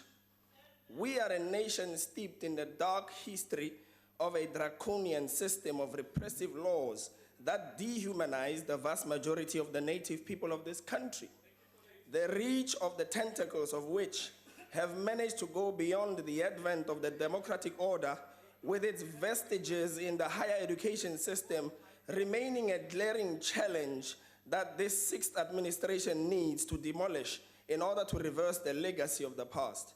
A legacy of skewed development and investment in the education of one race more than all others. It is that legacy that we contend with today and whose negative effects we must reverse if we are to be a nation that achieves its developmental goals. However, we are a resilient nation which emerged from the dark throes of apartheid stronger with the hope of a brighter future for all and a united people with a common vision of a prosperous, non-racial, and non-sexist country. This is the lofty ideals that the ANC-led government seeks to attain. Fellow South Africans, this budget seeks to act as but a microcosm in the wheel of change in the world of higher education and training as we know it. This budget must be an agent of change in advancing our struggle for an accessible, inclusive, equitable, and successful higher education and training sector in our country. It must speak to the imperative of transformation in the sector in order to locate squarely in its agenda the ideals of redress, social justice, and the restoration and the preservation of human dignity. This budget should be able to propel us forward towards the future we have envisioned as a country to enable us to compete at the highest level internationally. Chairperson, the medium-term strategic framework states that The National Development Plan envisages that by 2030, South Africans should have access to education and training of the highest quality. The education, training, and innovation system should cater for different needs and produce highly skilled individuals. The graduate of the post-school system should have adequate skills and knowledge to meet the current and future needs of the economy and society. One of the greatest challenges that faces the envisioned goal as articulated in the MTSF is the level of access to institutions of higher learning that poor and marginalized students who meet the minimum requirements of admission face. It goes without saying that a child from rural KZN will face insurmountable challenges to have a conducive learning environment without the intervention of government to ensure the same. Although such a student may gain access to the learning institution through academic excellence, other challenges remain, such as one, inadequate student accommodation. Chairperson, the 2010 report on the Ministerial Committee for the Review of the Provision of Student Housing at South African universities made the following observation: the demand for student housing far outstrips supply. It continues to make the observation that nationally, the racial demographic profile of the student-provided accommodation is close to that of the national demographic. As might be expected, there are more female than male students accommodated. These facts can only allude to the reality that many students from rural areas, which are further away from these institutions of higher learning, are most likely to decline in admission due to a lack of any accommodation in close proximity to the learning campus or the inability to afford such accommodation. That child from rural KZN who meets the minimum requirements for admission may currently be prejudiced due to a lack of access created by inadequate student housing. In his State of the Nation address in February, President Ramaphosa made a commitment that government has committed to contribute 100 billion rands into the infrastructure fund over the next 10 years. As a first step, we will expand projects underway already, such as student accommodation. We welcome the commitment made by the President as a step in the right direction in addressing the backlog of student housing needs in the higher education sector. However, we acknowledge that a lot still needs to be done. The backlog in 2012 was estimated to require a staggering 147 billion rands to address over 15 years. A battle that requires a multilateral approach to resolve and a full basket of solutions provided by the coming together of various partners in the public and the private sector. We welcome the 2.8 billion rand budgeted for infrastructure and efficiency needs for University Program 3 in the 2019-2020 financial year, and the 120 million rands intended for addressing student housing challenges at Nelson Mandela University, Sefako Makgatho University, and Vaal University of Technology. Expensive, conducive student accommodation also remains a challenge. Unsafe living conditions due to unregulated student housing provided by private parties remains a challenge. Many students who reside in townships as backyard tenants have become walking targets to petty criminals due to the distances they have to walk, sometimes at night coming from studying on campus because the rooms they occupy are not conducive for learning.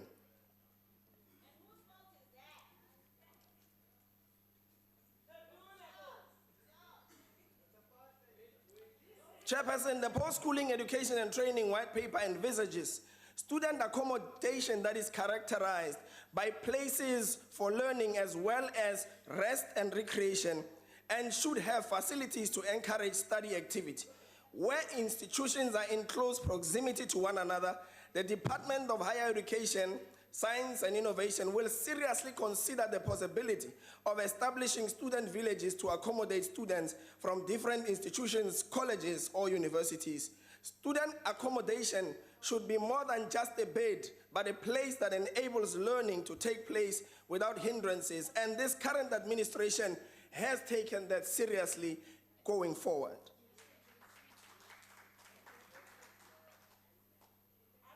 Chairperson, as part of the multilateral basket of solutions, collaboration between the Department of Human Settlements and the Department of Higher Education, Science and Innovation in rolling out accommodation for the entire sector is recommended, and it will be carried through by this current administration.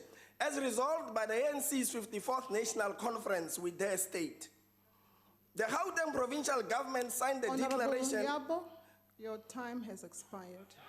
We support the budget, Honorable Minister. We now invite the Honorable M. Nyotho.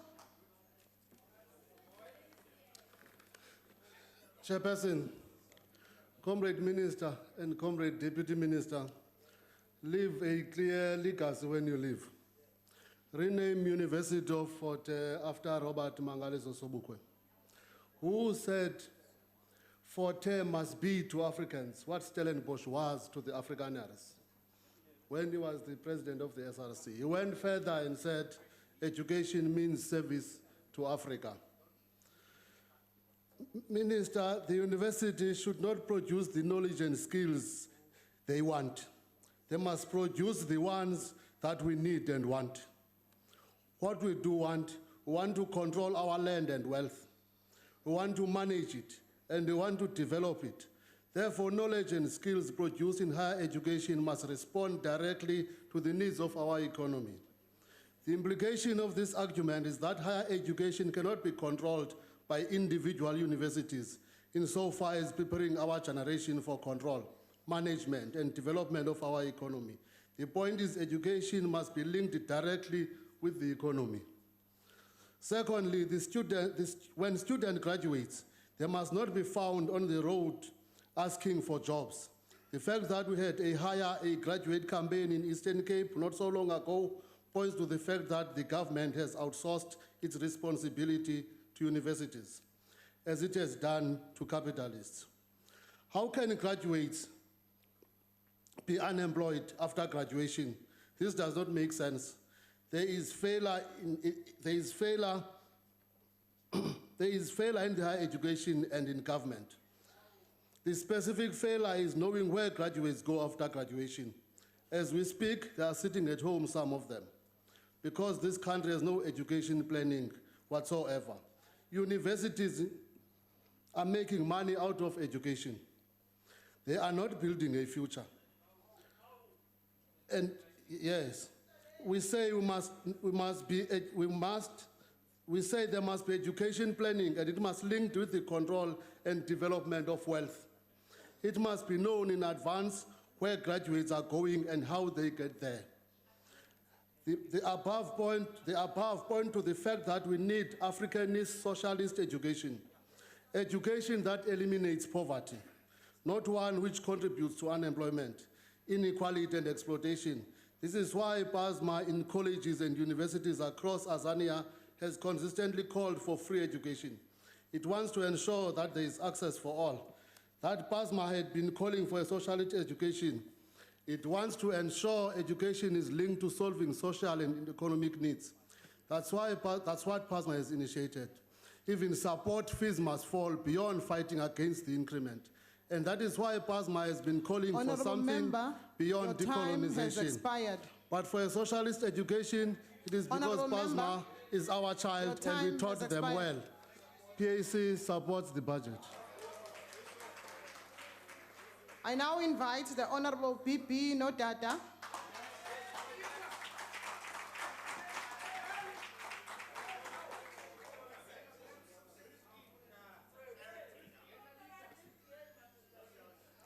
House Chairperson, Malunga Begekileyo, fellow South Africans, Dianibulisa Ngalentsasa, Molweni. Honorable members, today I stand here on behalf of Fudzani from deep rural Tzaneen, who survived poor basic education, being the first at home to access a university Honorable education. Nodada, just a moment. On what point are you rising, Honorable Member? Honorable Nodada forgot to acknowledge his role model, Comrade Musi. Honorable Member, that is not a point of order. Continue, Honorable Member. I stand here on behalf of Courtney, who commutes through sounds of bullets and gang violence daily in the northern areas of Port Elizabeth, just to get her mechanical engineering qualification from PETVET to change the circumstances of her birth. On behalf of Andries, the aspirant robotics innovator, who struggles to acquire skills through the SETAs because there is no alignment with business to create jobs of the future. And on behalf of Ondovu from Bizana, who is the first graduate at home but carries her heavy black gown without her certificate in hand to the robots to try and find a job. Beyond these presidential dreams, South Africa is short on skills and high on unemployed citizens. We can't import our way into a futuristic dream. South Africans must be empowered and make it real in education now. And there is no better way to invest in South Africans than in education. However, as I've lived through and seen some of these experiences, our brothers and sisters in our education system, I have realized the following. The ANC government is deliberately failing to provide quality education and access to opportunities to our people. And they are continuously perpetuating a culture of dependency to entrench control over our lives and future. I want to remind us all that a country that does not invest in its youth has no future. The reality is that our institutions inherit a 10 and 12-year problem produced by basic education. But worst of all, the department continues to worsen the problem through our 50 TVET colleges, which enroll 700,000 students. This is due to the old, outdated curriculum that seeks to teach agriculture of the 1950s, engineering of the 1970s, and skills that are not needed by the market today. The department can't simply boast about giving access through NSFAS in TVET when students register to study plumbing or electrical engineering. But when they get to the classroom, a person that is teaching them holds a marketing diploma or biblical studies degree with little to no clue of what they are teaching. Or when students have no adequate services for conducive learning, such as proper infrastructure, classrooms, accommodation, Wi-Fi, labs, clinics, libraries. The department can't boast about giving access when it keeps students at home because they hold back their certificates. The department can't boast about giving access when students actually stay at home with their allowances for transport, food, and books arriving late. If the ANC is serious about this imagined future, it needs to commit to growing our skills base, which means properly putting funds that desperately need a skills revolution now, not in 2030. The DA's proposal can strengthen our education system to teach quality and set up the future of South Africa for success, especially in the TVET sector. The budgets must aim to build a quality education system that will break the chains of being dependent on government. Now, these are the solutions, because we're not standing here to talk cheap, but to give you solutions that you can use. The first one is reform the outdated curriculum to teach technical, artisanry, and innovative skills needed for the market, not just to teach in jail, so that people can achieve socio-economic prosperity, set learning outputs, plan with basic education, science and technology, as well as higher education, to refine the curriculum that is inclusive of theory, technical skills, and innovation. Invest in quality infrastructure to produce quality learning. Audit all lecturers in the TVET colleges and upskill them so that they don't teach something that they don't know, and make sure that they're qualified for what they teach. Increase the TVET budget to at least 15 billion. The CTAs can't have more budget than the TVET college that has almost 700,000 students. Allocate allowances on time. Ensure that certificates are handed out so that learners can go and find or look for work. Ensure that workers are adequately looked after to avoid campus protests. Lastly, investigate all corrupt officials in our institutions, especially in the TVET sector and the previously disadvantaged institutions. I come from those institutions. At Walter Sisulu University, University of Fort Hare, they need to be jailed, those officials that are taking the future away of this country away. In conclusion, this might not affect you, Minister and Deputy Minister, or your children, but it certainly does, my brothers and sisters, in our communities, who could become a future innovators of those bullet trains that you want. Unfortunately, your time has brave expired. And act on these now, not in 2030. I thank you. No, Musi has multiplied. Order, honorable members. Point of order. Point of order. Yes, I note, honorable member. House Chairperson, the honourable member across there, I'm not sure he's got a red flower in his pocket, has repeatedly stood up and pressed the microphone to make comments which have got nothing to do with the debate and are completely outside of the rules of the House. Now, this is a type of behavior we're going to expect in a debate like this. Honourable And really- member, I have ruled and said he was out of order. But he's and he been should- allowed to do it again. He's just done it again. Thank you, honourable members. Order, honourable members. Order, honourable members. Honourable members, I would now invite the Honourable N.T. Mkhatshwa to take the debate forward.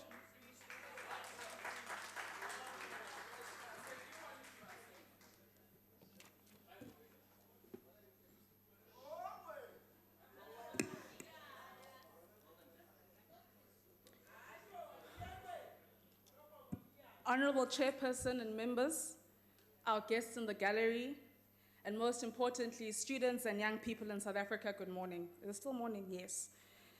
I think I must begin by saying, Honorable Bozoli, I take offense to your allusion of ANC members in this committee not being critical of the challenges faced by this sector. I think all of us as parliamentarians of the ANC are well aware of the fact that our mandate is to hold the executive accountable. In fact, we adhere to our manifesto, which the majority of South Africans have adopted by voting us into service once again.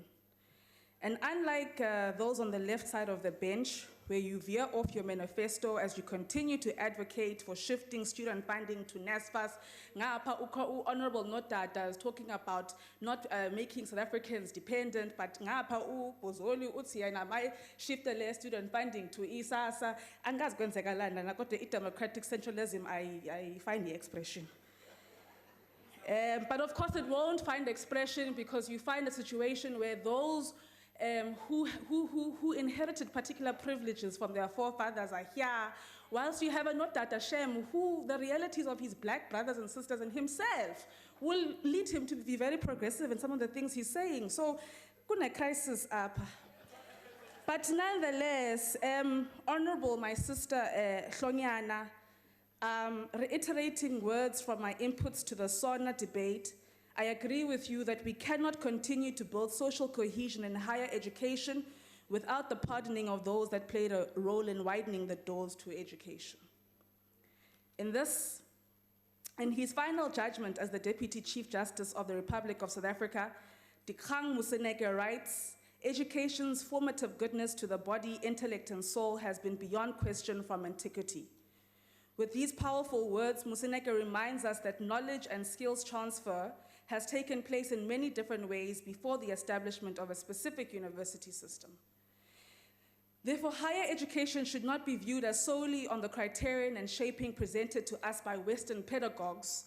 Education is knowledge, experience, and skill that we acquire by participating and interacting in various spaces of society. It is what we gain from our lived experiences. It is that which my foremothers taught me as an African young woman.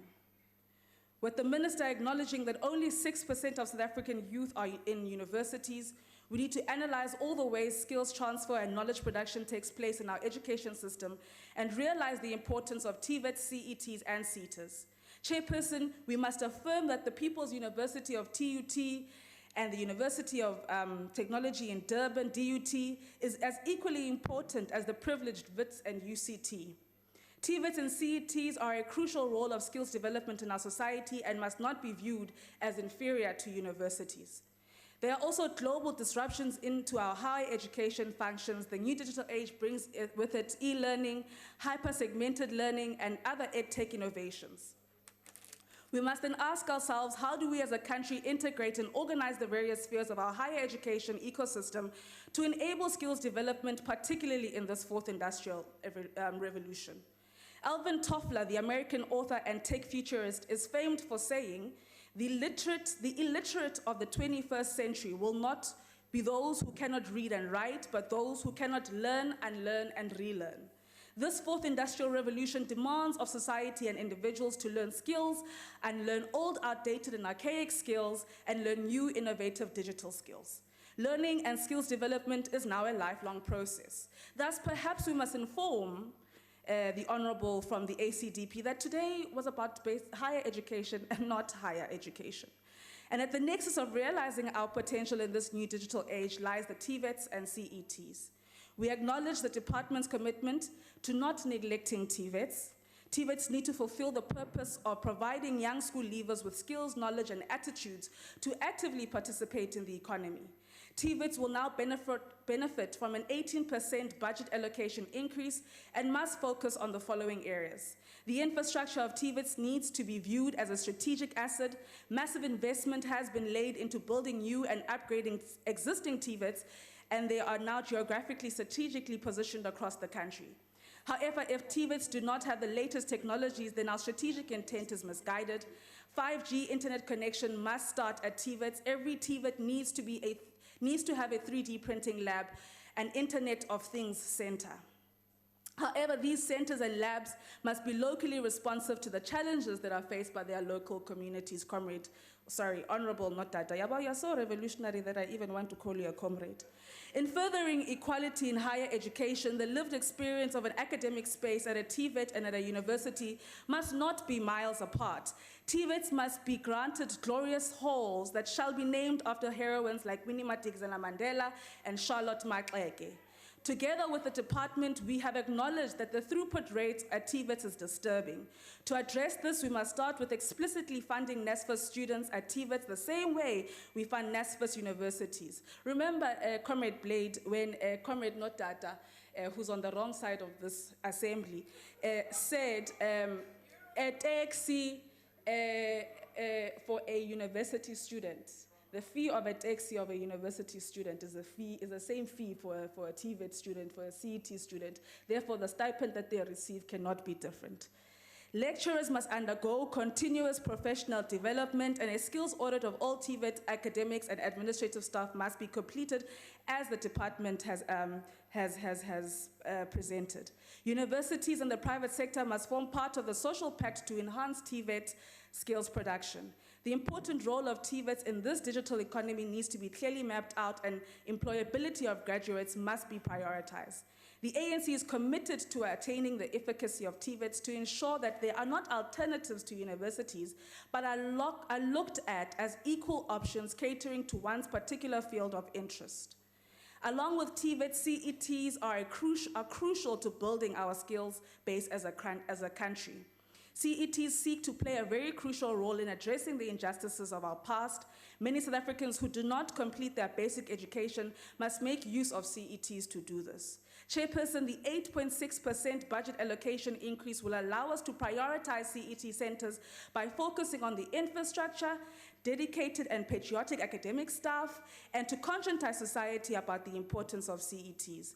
We can allocate as much funding, we can change and reform the policies, we can build new infrastructure, but if as South Africans we don't understand the social will that we need to employ upon ourselves as we do the work we do in our various spaces, all of this of which we invest into the sector will be redundant.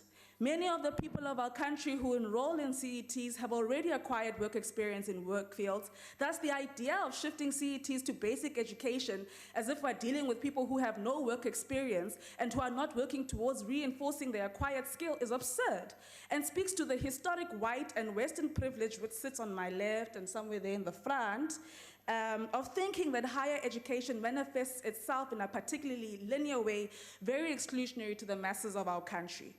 As we build the sector, we must, with utmost creativity, reimagine the curriculum of the CET sector to cater to the specific present and future needs of communities. On the foundation of CETs, the support of CETers, young women in Knysna must be intentionally skilled and supported to manage and own tourist services. Young women in Mpumalanga must be capacitated to manage and own farms. Social impacts must be formed to build CETs with a futuristic outlook to broaden the spectrum of access to knowledge and skills so that no person, young or old, is purposelessly left ignorant. Chairperson, it is clear that education should be viewed as greater than just schools and universities. We must continue to work against the Western hierarchical and patriarchal order of the higher education system, placing universities at the nexus of knowledge consumption and production in our country. At a time when our economy needs innovation and dynamism, education should be viewed more holistically and inclusive beyond just universities. If we are unable to reimagine the education and skills development of our country in this uncertain digital future, then we should urgently note the words of advice by the Ashanti people whose proverb reads, "By the time the fool has learned the game, the players have dispersed." There are no refunds. Young people cannot get their time back if we waste it. Comrade Bozoli, you can never be a comrade. Honorable Bozoli, you must refrain, and I want to caution you, from referring to student funding as a tsunami, as a burden, as a consuming of time. This thing is important. Our people, the majority of this country, have not been able to access higher education and other spaces because of the privilege that the likes of you have. So we are going to focus on funding until we get it right. And at no point have we as the ANC, particularly young people of the ANC, said we want free education that is not of quality. We have always emphasized the idea of quality, and we've always emphasized the idea of decolonizing it as well, because we don't want to learn what your people thought was important only.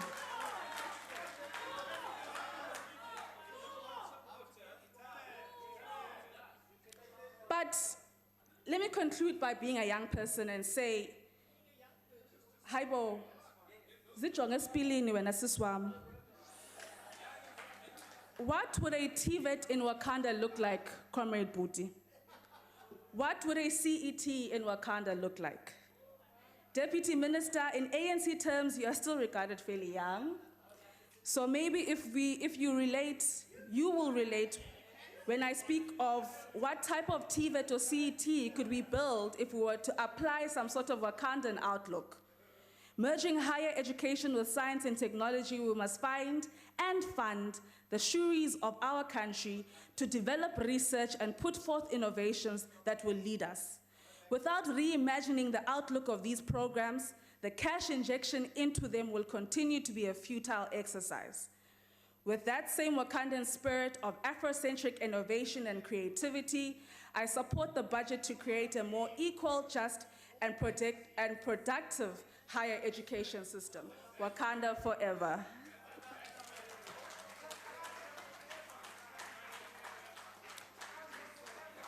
Thank you, honorable members. Order, honorable members.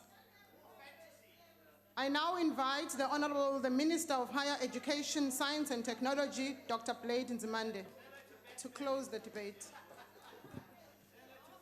Honorable Chairperson and honorable members, firstly, thank you very much to the ANC for supporting this budget, and to all the other parties that also supported the budget.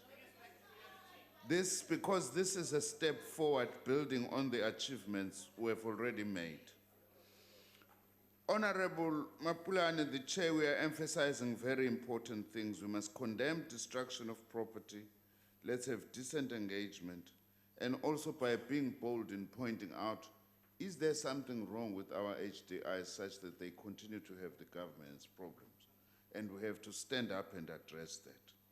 Also, Honorable Mkajwa, your emphasis that university route is not the only route is something that we particularly welcome as the department.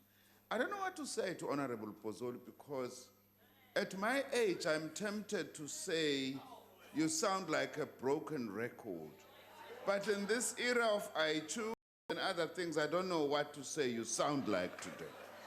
Please, give us new ideas. We are prepared to listen. Send poor students to train as doctors in Cuba. It's the only province that is actually not doing that. And yet you claim to be concerned about health and education and everything. To the EFF, listen, it's only as if I will feel rejected if the EFF says so.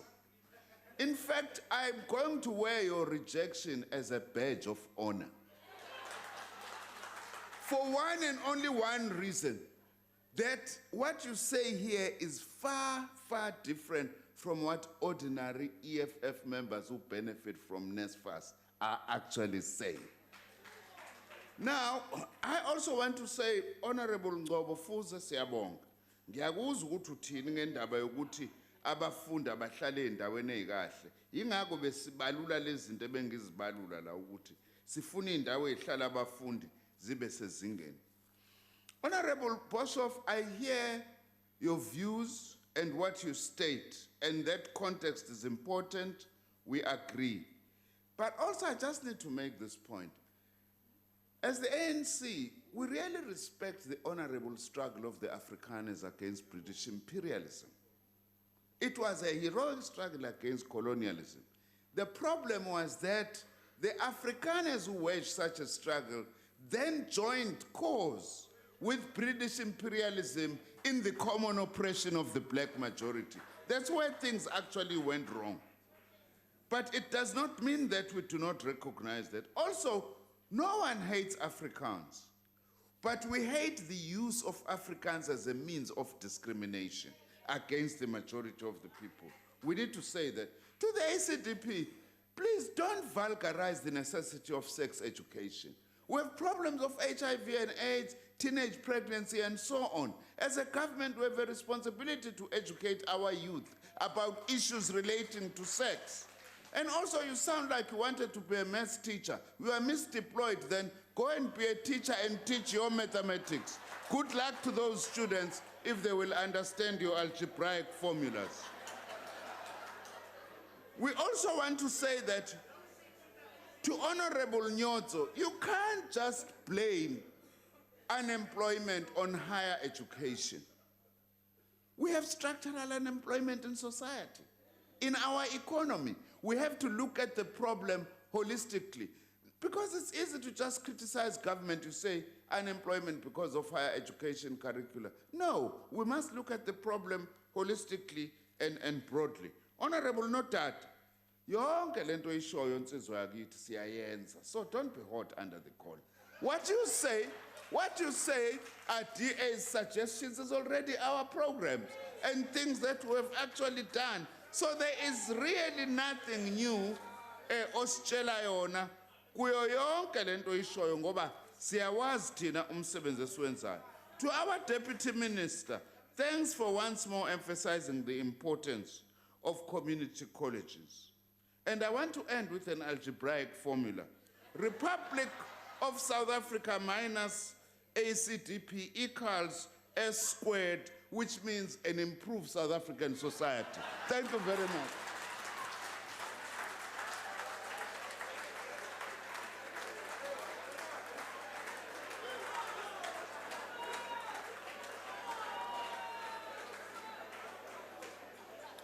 Thank you, honorable members. Order, honorable members. That concludes the debate and the business for this mini plenary session. The mini plenary will now rise.